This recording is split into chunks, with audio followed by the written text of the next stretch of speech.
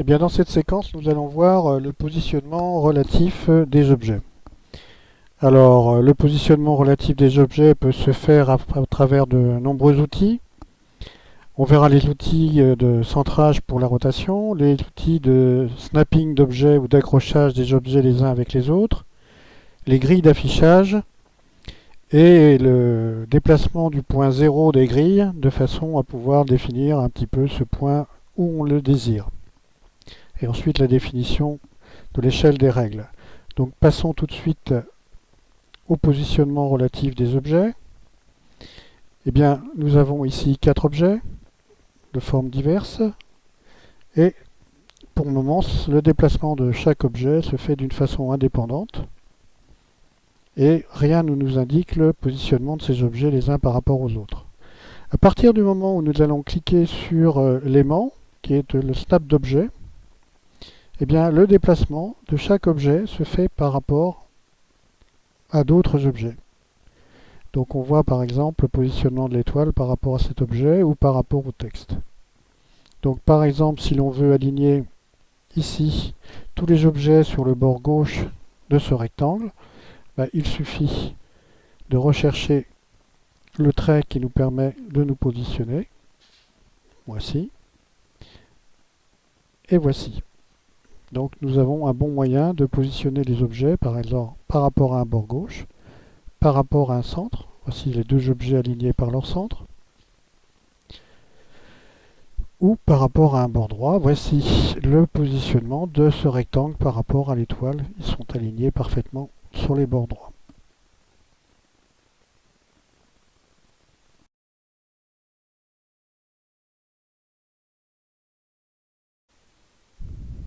Maintenant, nous allons voir comment utiliser le positionnement du centre pour pouvoir effectuer des rotations. Donc nous allons utiliser ce petit carré qui se trouve ici pour positionner le centre de rotation. Si nous cliquons au centre, l'objet qui est indiqué ici verra le centre de rotation au centre du rectangle.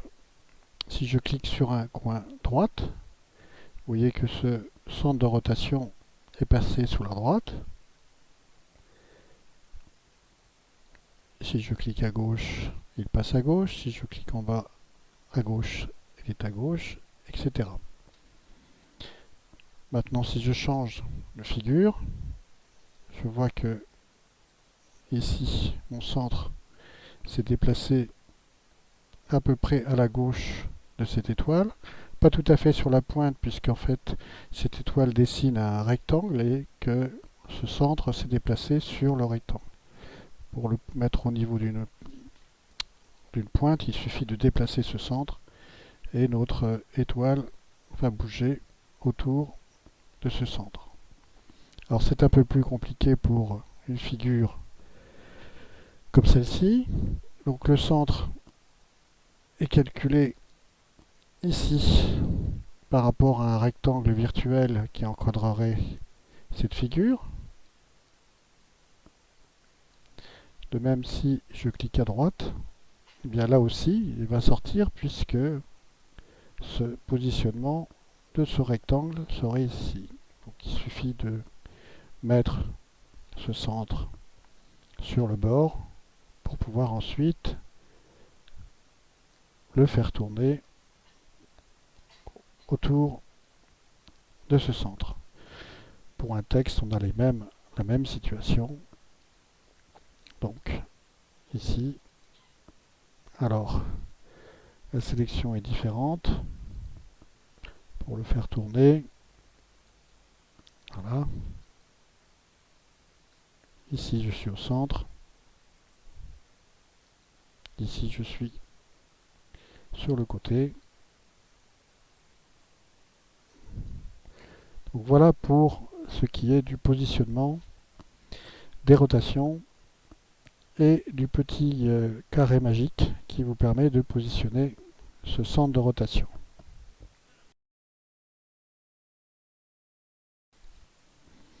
Nous allons passer maintenant au positionnement par rapport à des règles. Alors tout d'abord, Nous allons afficher la règle.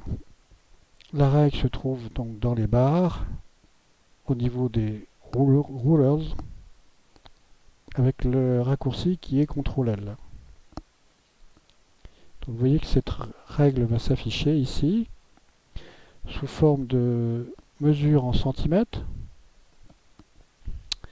Et nous retrouvons bien la dimension d'une page A4 qui est de 21 sur 29, 7 cm.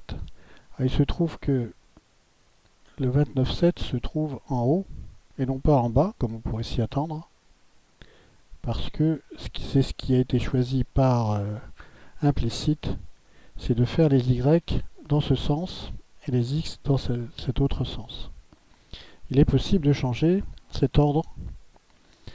Alors pour le changer, il faut aller donc sur les options de la page,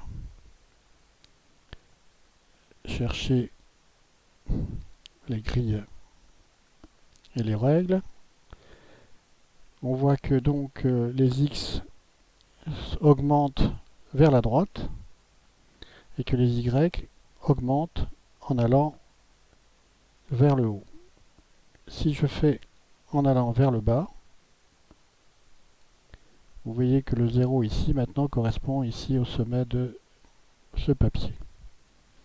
Autre solution, c'est de déplacer ce point 0 vers un point de la page, par exemple pour réserver un endroit pour les marges.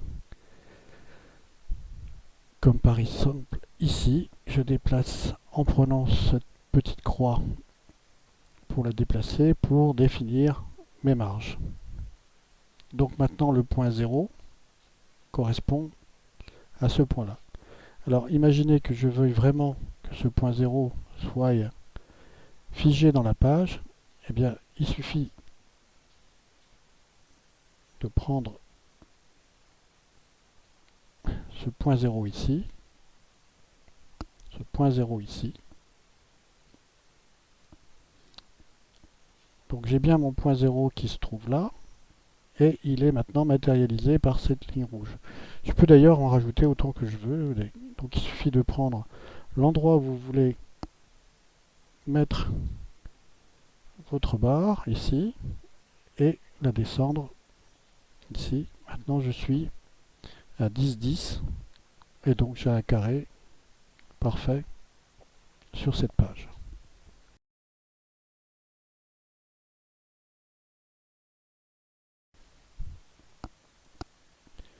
Nous allons voir une autre solution. Je vais réafficher sur cette page, cette nouvelle page, donc la barre des règles. Et ce que je vais faire, c'est que je vais également afficher les grids, c'est-à-dire une ensemble de lignes et de verticales horizontales qui se croisent, donc qui génèrent une grille. Donc voilà la grille qui est générée sur cette page. Alors, cette grille me permet de dessiner éventuellement mon fameux petit rectangle en partant d'un point et puis en allant sur un autre point. Mais mon rectangle est libre par rapport à cette grille. Je peux le déplacer exactement là où je veux. Mais je ne suis pas guidé par la grille. Pour être guidé par la grille, il faut que je demande l'aimantation et que je demande ensuite que je sois accroché à la grille. Donc à partir de ce moment-là, vous voyez que je ne peux pas déplacer les bords autrement que sur les divisions et subdivisions de cette grille. Si je dessine ici un cercle, j'aurai la même problématique. Alors il ne s'est pas dessiné dans le sens où je voulais, mais vous voyez que là, de la même façon, je suis guidé par les bordures de cette grille et également, comme j'ai demandé à avoir un snap to object. Donc j'ai la possibilité de savoir si je suis au centre ou autrement. Autre possibilité pour déplacer cet objet et savoir dans quelle région je suis, c'est d'utiliser la touche CTRL. Vous voyez que le curseur change de forme. En déplaçant cette forme, je vois ici une étoile et une ligne qui me guident sur l'horizontale. Mais je peux aussi, en baissant, être guidé sur une oblique à 45 degrés ou une verticale à 90 degrés. Vous voyez donc toutes les possibilités que nous offre cette grille.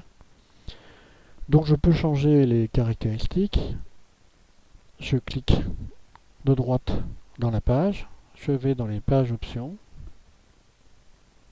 Dans les grilles et les règles, je trouve ici que je suis sur un espacement de 1 cm avec une subdivision donc sur 0,5 cm.